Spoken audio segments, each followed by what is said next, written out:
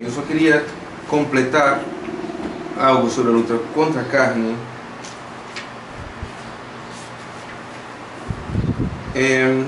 Aquilo que nós falamos da concupiscência. De certa maneira, os dois grandes aspectos da carne nas tentações que nos oferece o que a carne. A carne, pela concupiscência, tem um desejo desordenado de prazer e um horror ao que custa, ao que nos custa, ao sofrimento. Isso é a carne. Então, um desejo insaciável de prazer, né? Então, esses dois aspectos, a luta contra a carne significa que estamos lutando contra um desejo insaciável de prazer e um horror ao sofrimento. Isso é o que a carne está sempre puxando. Por isso, tudo aquilo que nos custa, a carne se ressente. Porque temos esse horror ao sofrimento. Daí que a penitência na vida cristã tem um grande efeito exatamente de, ao dominar a carne, mostrar-nos que o caminho não é ceder à carne, mas dominá-la. Então, nessa luta, falávamos da concupiscência, nós temos que nos purificar. Lembramos que a primeira idade da vida interior, essa via purgativa, a via da purificação. Deus quer nos purificar. E a purificação, existe uma purificação ativa, aquela que eu faço, eu luto por fazer, e as purificações passivas, são aquelas que Deus manda a minha alma para me purificar. É óbvio que as purificações passivas são muito melhores, mais poderosas, mais santificadoras, porque é Deus mesmo diretamente me transformando. Mas por isso também elas são mais exigentes, óbvio, né? Lembra aquela imagem que falávamos da criança com o dente de leite. Nós queremos arrancar nossos defeitos até que não doa muito. Se doer muito, a gente fica brincando, achando que está, ou esperando que pelo tempo aquilo caia já de cansaço. E se Deus quer arrancar de uma vez, Ele arranca. E isso pode doer um pouco. É o que São João da Cruz, ele escreve na primeira parte de um livrinho espetacular chamado A Noite Escura. A Noite Escura. A Noite Escura, na primeira parte, ele vai mostrando como é que Deus vai colocar a alma nesta purificação passiva para purificá-la de seus defeitos na vida espiritual. Defeitos que ela nem percebe que tem. Ela acha que até que são virtudes.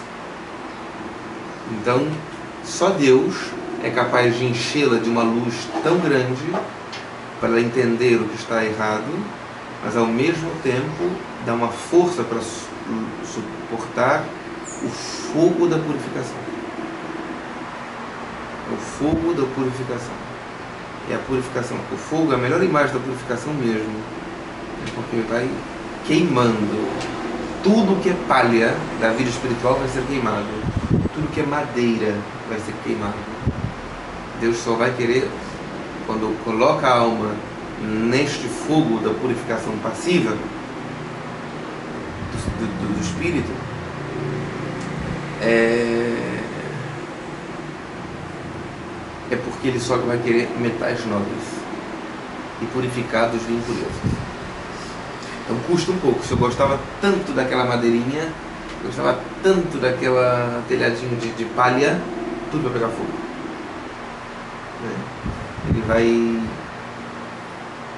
Ele quer transformar-nos.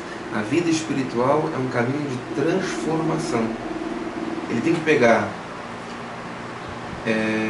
barro e fazer um jarro. Ou melhor, ele tem que pegar uma pedra bruta e transformá-lo escultura perfeita, polida, né? Que é impressionante. Não sei se já viram algumas esculturas de Michelangelo, né, que são espetaculares. Ele dizia que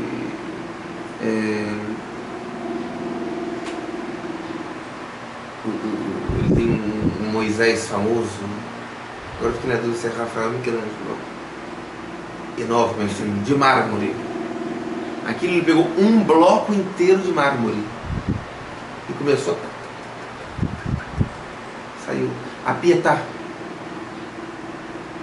Nossa Senhora. Aquilo é mármore, pegou um bloco, você vê, aquilo ganhou, o mármore ganhou veias, ganhou movimento, ganhou. E ele dizia que a única coisa que ele fazia era tirar a sobra. Ele só tirava a sobra. É o que Deus quer fazer conosco. Ele pegou uma pedra bruta, somos nós. Ele quer tirar a sobra. A sobra são os pecados, as consequências das concupiscências, das relíquias do pecado, nossas imperfeições. Ele quer tirar, arrancar. Só que a diferença do mármore para o Michelangelo e de nós para Deus é que nós somos mármores com inteligência e vontade, né? Então imagina, se tivesse lá o Michelangelo, eu não quero, aí o mármore pulasse para lá, ia acabar uma hora rachando. Ele ia ter que pegar, não ia dar para fazer uma Pietà grande, ia ter que pegar a metade, depois já tá. Ou seja, nós não quebramos, mas não importa, Deus quer fazer a imagem dele em nós. Nós temos que deixar. Custa. Então, essa é a purificação passiva. Mas vamos começar hoje a falar um pouco sobre a purificação ativa. É aquilo que nós somos chamados a fazer. Nós temos essa necessidade de purificar nossa vida. Sabemos que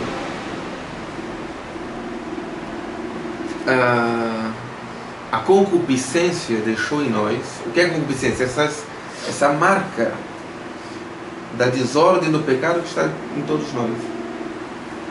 Deus nos criou com uma inteligência para conhecer a verdade.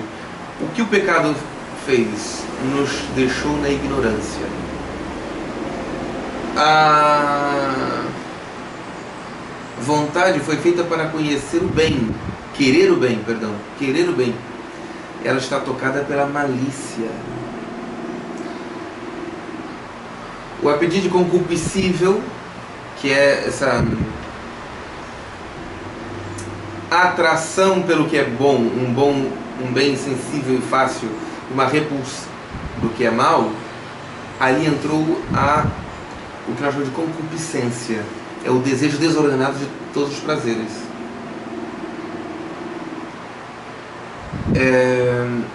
O que nós chamamos de apetite irascível, que é essa paixão, esse sentimento que Deus colocou em nós, em todos os animais também, mas em nós, esse apetite, essa paixão deve ser regulada pela inteligência, claro, pela vontade. Mas por isso em nós há uma desordem. Para esforçarmos-nos para alcançar o bem, que é difícil, que é árduo. Está afetado pela moleza, pela debilidade. Então todos nós estamos afetados pela ignorância, pela malícia, pela moleza e pela concupiscência. Então o processo de purificação tem que saber, por isso que nós falamos antes, uma coisa é ter vida espiritual, porque tudo aquilo que Deus nos dá na igreja é para a cura disto aqui.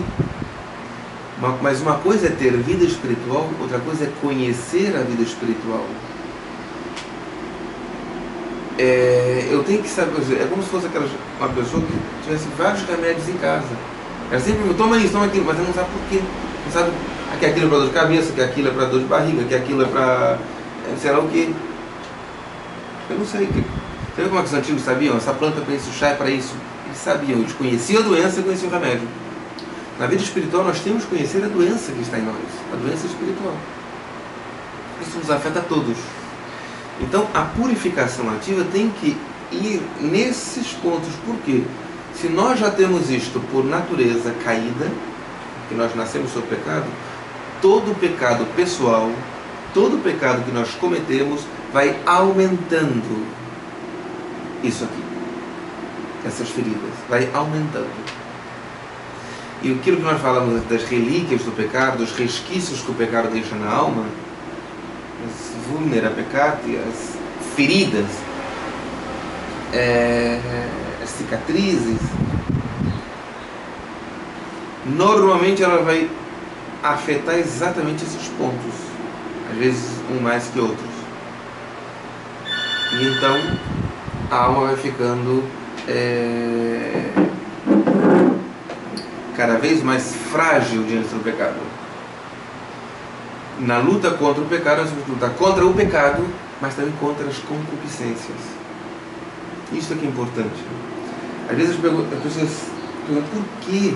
Mas eu luto, eu me confesso sempre das mesmas coisas, por que eu ando caindo? Exatamente porque você está lutando contra o pecado, mas não sabe ou não está lutando contra as concupiscências. Você não está purificando as causas dos pecados. Claro, a confissão vai dar absolvição, perdão, mas se a ferida ainda está ali, aquilo que eu comentava antes, quantas vezes, até reencontrar o Oscar, que é o podólogo que salvou minha vida, através do meu pé, quantos anos eu passei indo de um lado ao outro, eles curavam o imediato daquela unha encravada, mas lá ficava ainda a raiz com algo de inflamação. Em menos de um mês aquilo já estava pior de novo. Porque não foi na raiz. Eles só solucionavam o problema de imediato. Claro, tirava aquela grande inflamação, secava e arrancava aquilo que estava realmente, às vezes, como dessa última vez, foi quase o tamanho de um dente, né? Foi arrancado. Então, que ela cresce mesmo, a unha bem desordenada. Ela cresce, ela encrava, ela vai cravando na carne. Então, foi, tirava, mas às vezes fica uma pontinha. Se ficar uma pontinha ali, ainda de unha, que vai infeccionar. Então, na nossa luta espiritual, nós temos que lutar contra o pecado. Aqui nós falamos gula, luxúria, preguiça, ira, avareza, etc. Mas também nas concupiscências. E aí entra nas disposições, e aí entra aquilo que nós chamamos de purificação ativa. Por exemplo, primeiro ponto, a purificação ativa dos sentidos. Os sentidos. A filosofia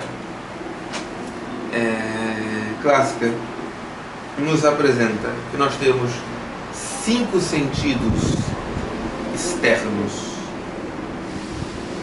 e outros 3 internos. 5 sentidos externos são visão, audição, olfato, tato e paladar. Ora, se a purificação ativa é dos sentidos, eu tenho que purificar, começar purificando esses 5 sentidos. Este é um ponto que às vezes é um pouco negligenciado. Então eu tenho que purificar a visão. A visão. O que eu olho, o que eu vejo, sobretudo nos dias de hoje. Às vezes as pessoas andam na rua assim, ávidas de ver mais coisas, ver mais coisas, ver mais coisas. Aí vem a curiosidade, que já é uma desordem. Mas normalmente pela curiosidade e por causa da curiosidade, pela visão, entram coisas que não deveriam. São José Maria, ele dava um exemplo para falar a importância da mortificação da vista, que é essa purificação ativa do sentido da vista, da visão.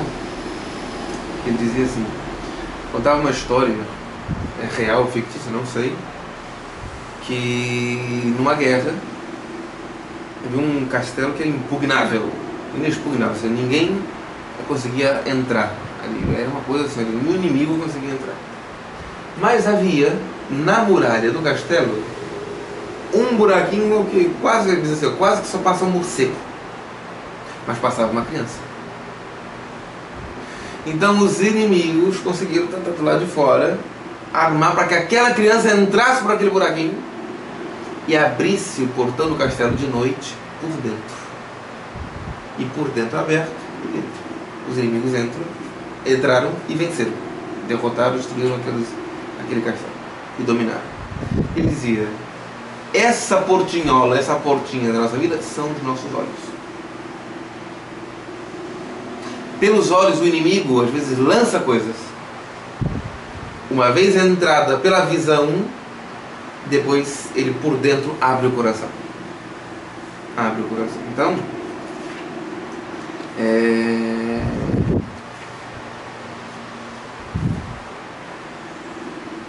precisamos purificar. Para a purificação desta visão, nós temos que saber que existem alguns tipos de olhada. Já falamos de uma aqui que é a curiosidade, a olhada curiosa, né? Não é que está procurando alguma coisa perigosa, está procurando qualquer coisa para ver. Quer ver, quer saber, quer Existem aqueles olhares perigosos. Ela não nasce do mau desejo, mas, por exemplo, fixa o olhar no rosto de uma pessoa porque acha bonito, porque acha tal. E sobretudo para nós, irmãos, as senhoras e para mim, sobretudo nós, mas não é só para nós, lembra que isso aqui nós falamos para todos. Mas sobretudo para nós, a quem o Senhor pediu um coração indiviso, nós não temos o direito desses olhares, como assim, contemplando a beleza. É como um esposo não tem direito de fazer isso com uma outra mulher, uma mulher não tem direito de fazer isso com outro esposo. Mas então, o sentido comum, ele vai, quando a inteligência vai sendo alimentada pela verdade, o próprio sentido comum ele vai sendo purificado. Mas a purificação da memória e da imaginação nós temos que nos esforçar para fazer. Como? A imaginação. Santa Teresa dizia que a imaginação é a maluca da casa. A maluca sai quebrando tudo. Tem que amarrar, porque senão ela quebra tudo. Ela se machuca e machuca todo mundo. Isso é imaginação. Porque a imaginação, você não pode imaginar qualquer coisa, nós podemos imaginar qualquer coisa. Imaginar, meu Deus, e se o meteoro cair aqui agora? E se esse teto cair? E se eu infartar? E se um muçulmano chegar gritando? E se chegar um assaltante? E se acontecer isso? E se eu pegar uma doença mortal? E se... A imaginação, né? Se nós não controlarmos e não purificarmos a imaginação, isso vai trazer dissipação na oração. Eu vou chegar ali na capela e vou viajar pelo espaço sideral. Quando vê, já... Nossa, já está na comunhão. Nem se percebeu que passou na missa. Ou na oração, que seja. A imaginação também solta é fonte de tentações e pecados. Porque a imaginação, como pode qualquer coisa, literalmente pode qualquer coisa. Então, e o demônio sabe disto. Por isso ele atiça a imaginação. Nós temos que lutar para purificar a imaginação, porque ela é fonte de muitas tentações e de pecados. Que meios nós temos para purificar a imaginação? Começa pela própria purificação dos sentidos. Não tem nada na imaginação que não tenha passado pelos sentidos. Então, se eu controlo a vista na rua, se eu controlo as conversas, evitando etc, etc, ou seja, o que está entrando para ser armazenado já não é tão perigoso. Então já vai diminuindo ainda assim, essa tresloucada imaginação. Também uma seleção do que nós vamos ler, do que nós vamos ver. Tudo isso. às vezes é muito perigoso. E leigos bem informados não se atiram para isso. Ir para o cinema assistir qualquer filme, assim, não se deveria nunca sentar para assistir um filme sem antes ter lido uma boa crítica do filme. A prudência cristã nos obriga a isso. Porque vai que o filme é perigoso. E uma boa crítica, tem grupos, sobretudo católicos, que fazem isso, eles vão dizendo, existem cenas de tal tipo, etc, etc. Né?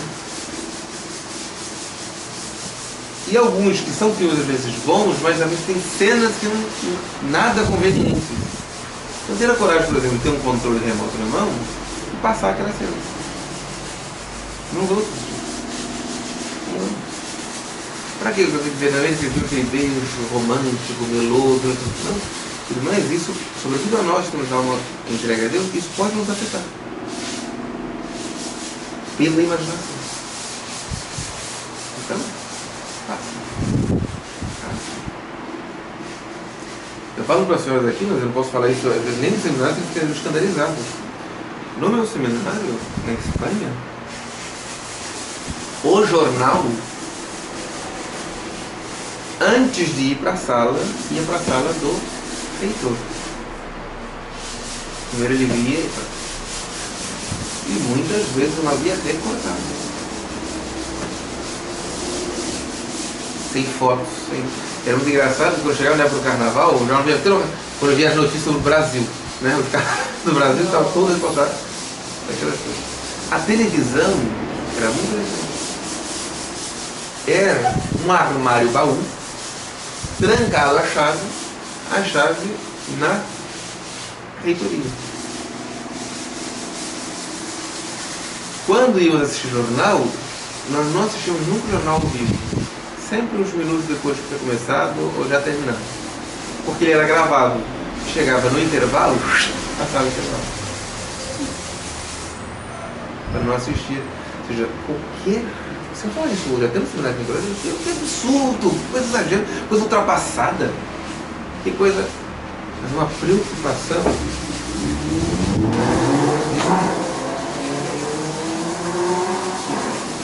E ao mesmo tempo dando-nos critérios para o uso também da televisão, dos meios de comunicação, etc. Hoje ninguém fala isso, meu Deus. Todo mundo acha isso um absurdo. Eu dou graças a Deus que se preocuparam comigo. Muitos podiam achar um exagero, mas se preocuparam comigo. Não é que se preocupavam com o balanceamento nutritivo da comida que ia lá para o tal, eles se preocuparam com a minha alma. Não se preocuparam só que eu ia comer no refeitório, mas eu ia comer pela vista, pela audição e dentro de casa. Impressionante. Todo sábado tinha um filme no seminário.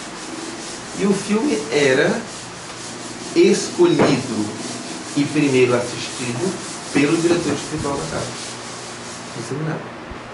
Ele lia as resenhas, sempre filmes bem escolhidos, de todos os tipos. Às vezes drama, às vezes algo de comédia, aventura, ação, mas lia boas críticas dizendo que tinha assistido para saber em que parte ia passar, para não passar. E ultimamente eles estavam fazendo o quê? Comprando os filmes e criando uma versão editada para dentro de casa, que quebrava o original para levar. Ou seja, não estavam fazendo nada pirata, que eles compravam. Mas, Bruno, tem aquela cena imoral aqui no meio do filme. Às vezes tem um filme bom, mas tem essa cena. Bom, vamos tirar essa cena. Como agora tem vários programas que dá para fazer, editam então. Então não é um filme pirata, porque eles têm o original. Mas eles não querem, não precisavam mais ficar com o controle. Já se assiste o filme direto com as cenas eliminadas. É um escândalo nos dias de hoje. Qualquer padre, meu colega, a pessoa falar uma coisa dessa, eles vão achar ridículo, absurdo, etc. Eu dou graças a Deus. Parece uma bobagem, mas não é. Para quem conhece a vida espiritual. o perigo que a imaginação pode atiçada pelos sentidos. Combater também a ociosidade, ficar sem fazer nada. Já diz o ditado popular: cabeça vazia, escritório do diabo, oficina do diabo. Oferecer à imaginação bons objetos, por exemplo, coisas boas. Por isso, a arte cristã é algo muito bom. As imagens, boas pinturas, ou seja, vão trazendo a beleza da fé para a imaginação. É verdade que o Renascimento trouxe muito também o culto do corpo. Por isso, as imagens do Renascimento são tudo... Se pega qualquer imagem dos santos antes, eram santos, os anjos, demonstrando a grandeza de Deus neles, com símbolos, a palma do martírio, etc, etc. No Renascimento, a partir do século XVI, com a redescoberta do mundo pagão antigo, a arte começou a colocar o homem no centro. Então os santos começaram a ganhar músculos. As imagens começaram a ficar mais... que é a Capela Sistina. Não nego a beleza artística, não estou criticando nesse sentido. Mas há um padrão diferente. Há um padrão diferente. O que eu digo aqui é exatamente, a arte, bons quadros, por exemplo, piedosos, que não nos atiçem a imaginação, cada um virá. A curiosidade, bobagem, etc. Também, diz o padre Roy Marim, acostumar-se a proceder sempre com a atenção que estamos fazendo. Isso ajuda também a dominar a imaginação. Porque a imaginação, como ela é a doida solta, eu estou fazendo uma coisa, mas ela quer estar fazendo outra coisa. Então, concentrar. O que eu estou fazendo? Eu estou na missa? É missa. Eu estou aqui na formação? Na formação. Eu estou com as irmãs conversando? Estou com as irmãs. Eu estou rezando? Estou rezando. Eu estou trabalhando? Estou trabalhando. Estou cozinhando? Estou cozinhando. Colocar a atenção para não deixar a imaginação solta, por exemplo. E também a purificação da memória. A memória, se a imaginação, essa conjunção de tudo que está armazenado ali, a memória é todo o armazém de coisas já passadas, irreais. Irreais. Então, meios de purificar a memória.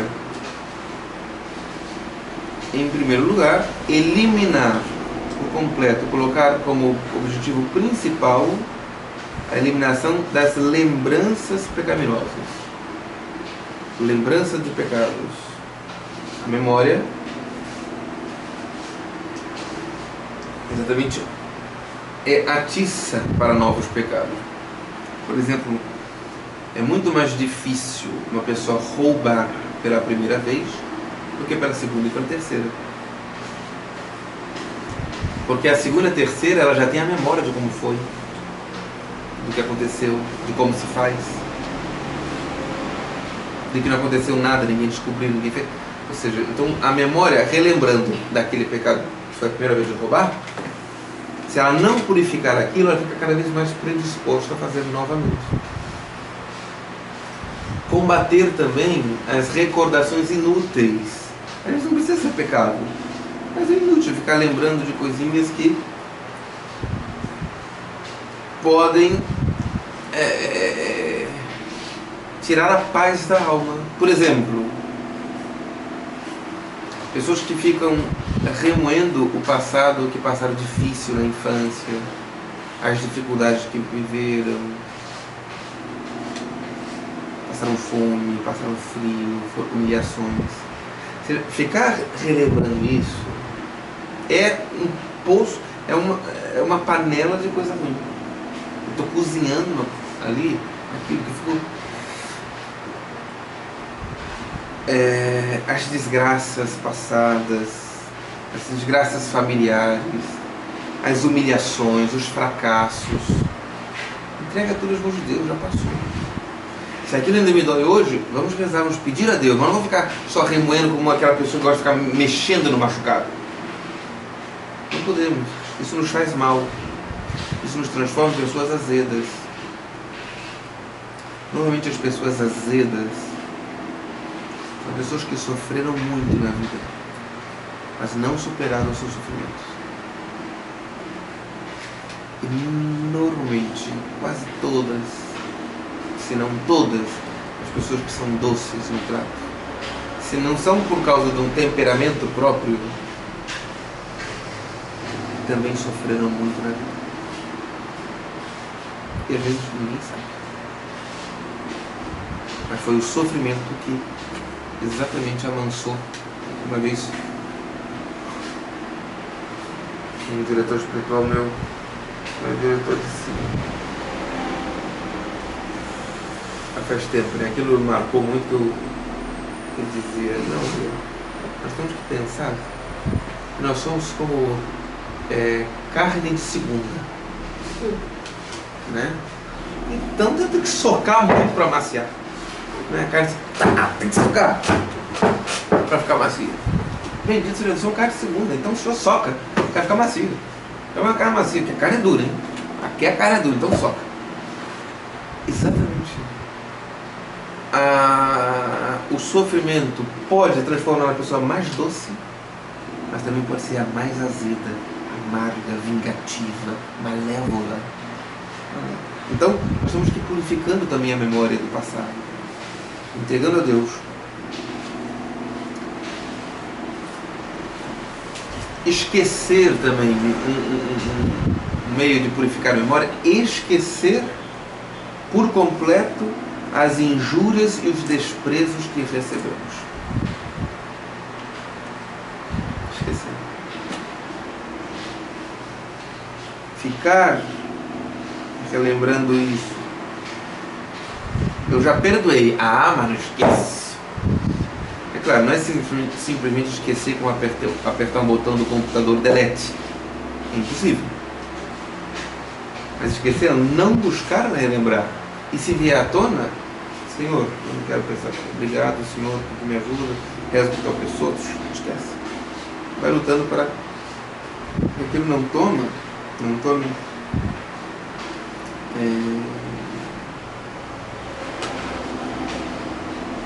Olha só uma coisa que aconteceu. Sabe que São Francisco de Sales,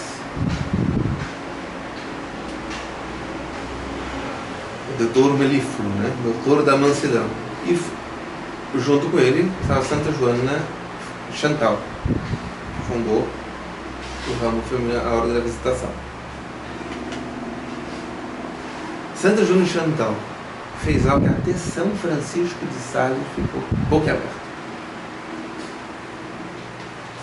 Santa Joana Chantal foi madrinha de batismo do filho do homem que assassinou o marido dela.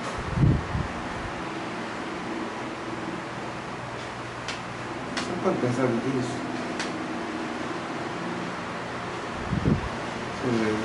Eu já tinha purificado a memória de tal maneira que aquele pecado gravoso da qual a pessoa já estava arrependida, ou não sei. Aqui o padre Corremarino não conta mais essa história.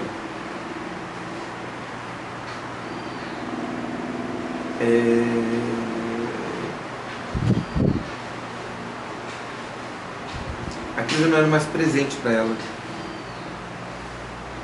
Foi uma grande dor. Santa Teresa diz o seguinte, é que engraçado. Para atrair definitivamente a simpatia de Santa Teresa, havia um procedimento infalível: insultá-la ou desprezá-la publicamente. Aí ela se voltava de tal caridade para aquela pessoa, o amor aos inimigos. Outro meio também é recordar os benefícios que Deus nos dá. Lembrar como Deus nos ama. E recordar coisas concretas que Ele tem feito por nós. Concretas. Descobrir o amor de Deus. Descobrir o amor de Deus. Às vezes, sei lá, uma coisa pequena, um calor que a gente está suportando, de repente vem, começa uma brisa fresca, que chega um detalhe do amor de Deus. Se nós soubermos reconhecer detalhes do amor de Deus, nós vamos reconhecer que Ele está nos dando todos os dias. O problema é que nós estamos surdos para umas coisas e só sabemos ouvir outras. Estamos cegos para umas coisas e só sabemos ouvir outras.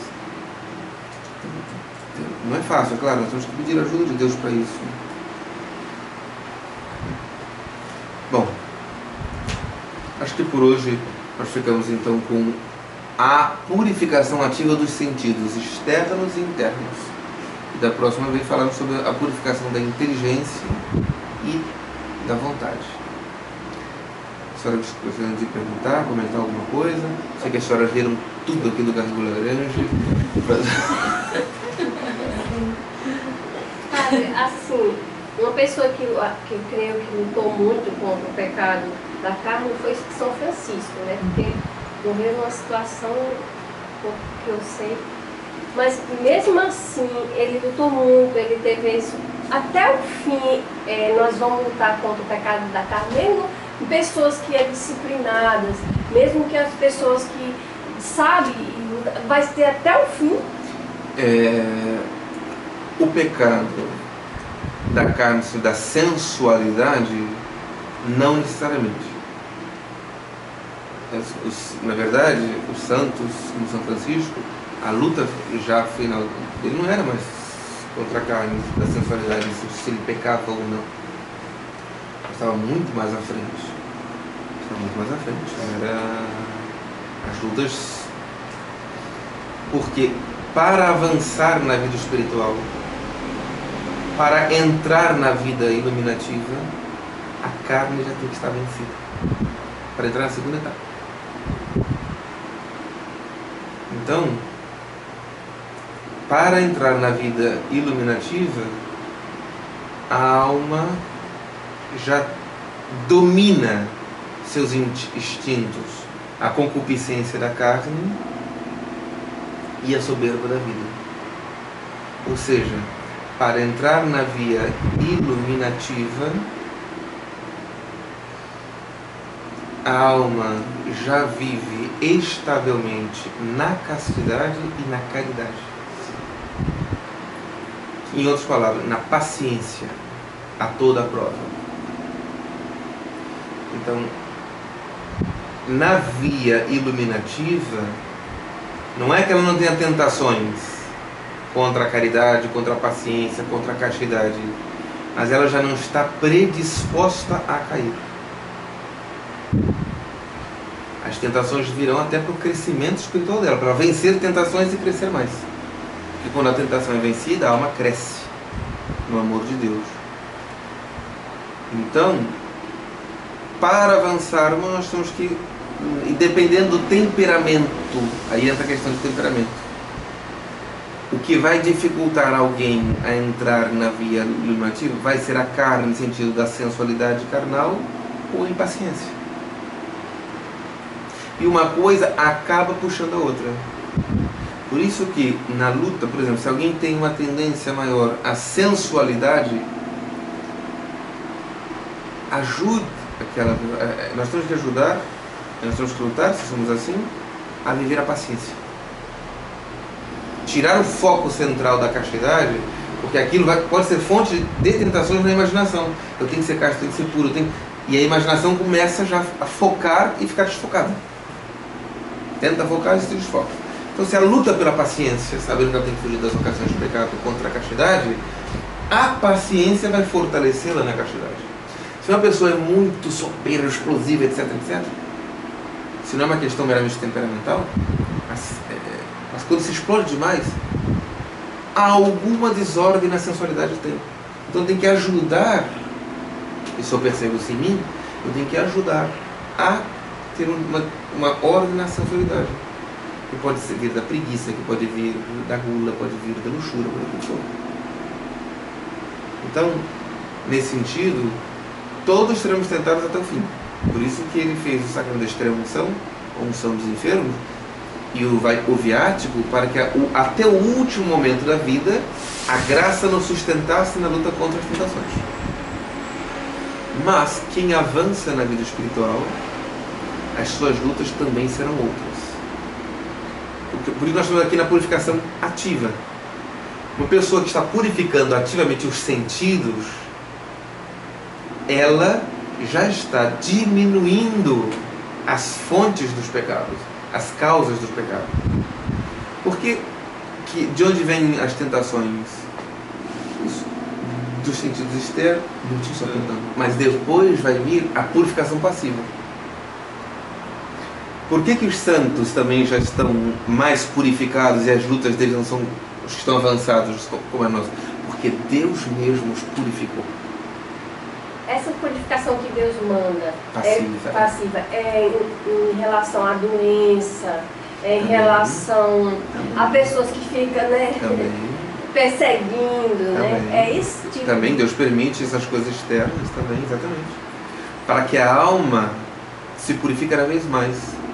E chega um momento em que a purificação é tão forte em que a alma quase que se sente sozinha, quase como que abandonada de Deus. As cruzes, as dificuldades são tão fortes, externamente e internamente, uma aridez espiritual profunda. Porque Deus quer purificar, Ele não quer mais que a vida espiritual esteja baseada na sensibilidade, no gosto. Então, é uma purificação profunda, queima, arde. Mas quando a alma passa, se ela passa, ela já é outra. Diz São João da Cruz, em uma noite escura, de ânsias, em amores inflamada, ó ditosa aventura, saí sem ser notada, estando já minha casa sossegada. Em uma noite escura, o São João da Cruz chama esta purificação, mas de noite.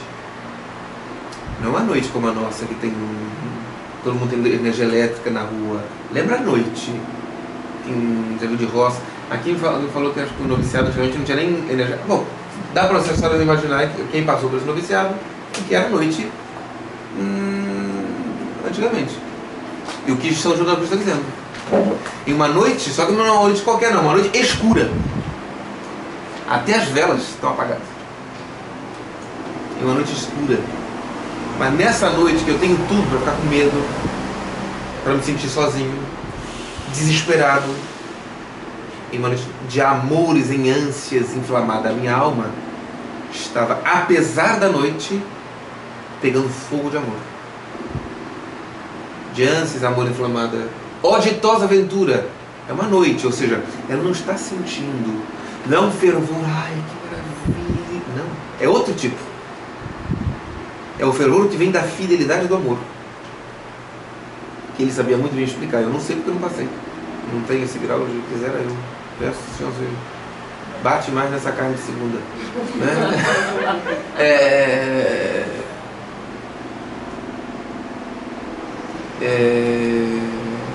E ele diz, ó ditosa aventura, nessa noite é maravilhosa.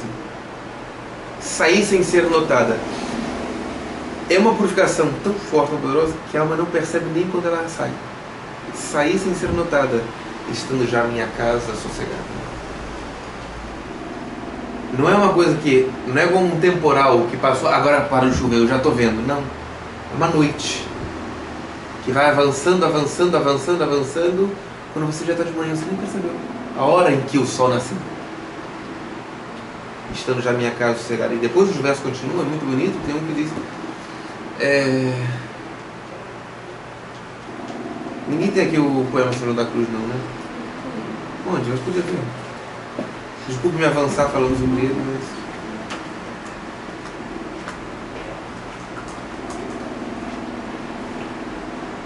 É muito, você tem que ter uma sabedoria muito grande para saber quando é uma purificação a qual Deus está mandando, para que você seja dócil, entenda aquele tempo. Porque muitas vezes você fica se lamentando, por que eu estou sofrendo isso? E se você não tem a sabedoria, o discernimento do que Deus está te proporcionando, que é um bem, né? Então você vai perder a graça. Eu não sei se posso dizer a graça. Com certeza, com certeza. Não é a graça atual que Deus, ou muitas graças, mais do que uma, são muitas graças que Deus, são muitas graças que Deus